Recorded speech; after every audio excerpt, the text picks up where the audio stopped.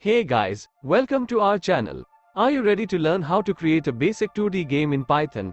Today, we're going to show you how to use ChatGPT to build your very own game from scratch. So without further ado, let's start. For this you will need to download Pygame and Python on your PC. First open ChatGPT and enter this prompt. Create a simple game with one player, one enemy that follows the player, a 3-second countdown at the start, and screen boundary constraints. If you don't get the desired code, I've linked the code in the pinned comment.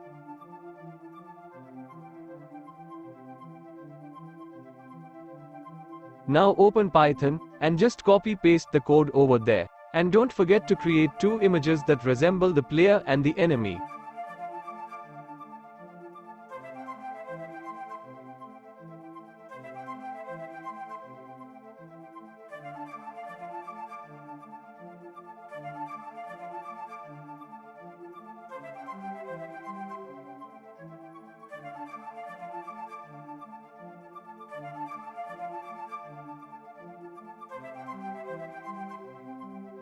Wow, here's the game. It's awesome and mind-blowing.